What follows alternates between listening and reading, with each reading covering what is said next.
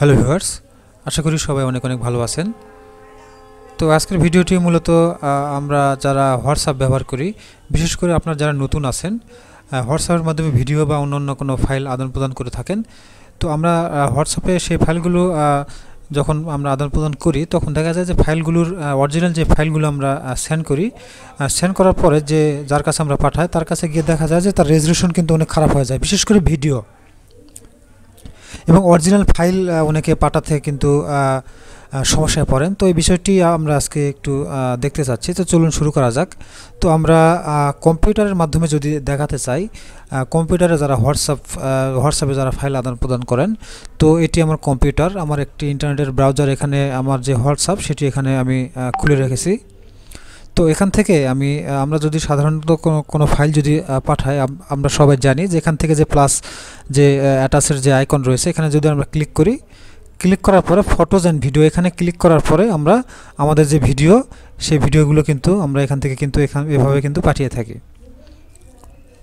তো এভাবে পাঠালে হয় কি, আমরা এইভাবে ভিডিওটা পাঠানোর পরে যে ডাউনলোড করবে আপনার এই ভিডিওটা, সে কিন্তু অরিজিনাল ফাইলটা কিন্তু এখান থেকে ডাউনলোড যখন করবে, তখন কিন্তু রেজলিউশনটা কিন্তু অটোমেটিক কিন্তু খারাপ হয়ে যাবে, অরিজিনালটা কিন্তু থাকবে না। তো আমরা এই ফাইলটা একদম যেরকম আছে এরকমভাবে যদি আমরা পাঠাতে চাই, যার কাছে আমরা পাঠাবো সেও যেন এই সেম অরিজিনাল ফাইলটাই ডাউনলোড করতে পারে, সেজন্য আমরা যে কাজটি করব, আমরা যেভাবে ফাইল পাঠাই এখানে আমরা আবার ক্লিক করব। করার পরে আমরা এখানে ক্লিক না করে আমরা সবার উপরের দিকে দেখতে পাচ্ছি যে অপশনটা ডকুমেন্ট, এই ডকুমেন্টে ক্লিক করে আমরা পাঠাবো।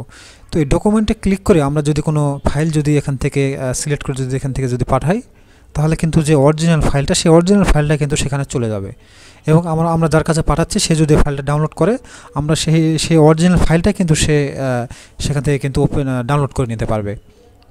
তো আশা করি আপনারা বুঝতে পেরেছেন। এভাবে কিন্তু আপনার এই ডকুমেন্ট থেকে কিন্তু আপনার ভিডিও বলেন, যে অন্যান্য যে কোনো ডকুমেন্ট সব কিছুই কিন্তু এখান থেকে পাঠাতে পারবেন। তো আমরা এখন মোবাইলের সিস্টেমটা যদি আমরা একটু দেখাতে চাই, তো আমরা মোবাইলের স্ক্রিনে আমি চলে যাচ্ছি।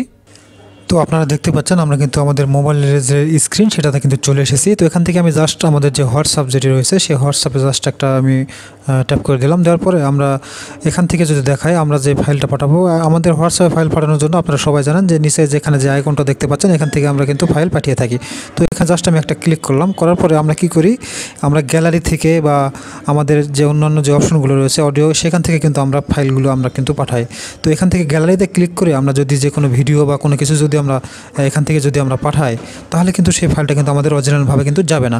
তো আমরা সেমভাবে কম্পিউটারে যেভাবে দেখলাম, আমরা জাস্ট এখান থেকে ক্লিক করার পরে আপনারা দেখতে পাচ্ছেন ডকুমেন্ট, এই ডকুমেন্টে ক্লিক করার পরে আমরা সবার উপরে দেখতে পাচ্ছেন যে ব্রাউজ ডকুমেন্ট, এখানে ক্লিক করলে কিন্তু আমাদের যে আমাদের মোবাইলে যে ফাইলগুলো রয়েছে সেই ফাইলগুলো এখান থেকে কিন্তু আমরা কিন্তু পাঠাতে পারবো।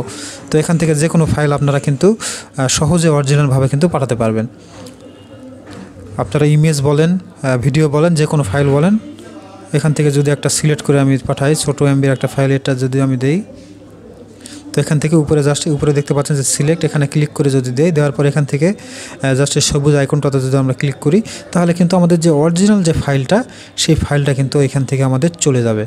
তো আশা করি বিষয়টি আপনারা বুঝতে পেরেছেন, খুব সহজ একটি বিষয়। আসলে ভিডিওটি করার উদ্দেশ্য, আসলে আমি বিশেষ করে এই সমস্যাটার সম্মুখীন অনেকে হয়, আমি অনেকের সঙ্গে হোয়াটসঅ্যাপে আদান প্রদান করতে গেলে তারা দেখা যায় যে এইভাবে সরাসরি ভিডিও ফুটেজ পাঠিয়ে দেয়, যার কারণে আমি ডাউনলোড করলে সেই ভিডিওর কিন্তু রেজলিউশন অনেক খারাপ হয়ে যায়।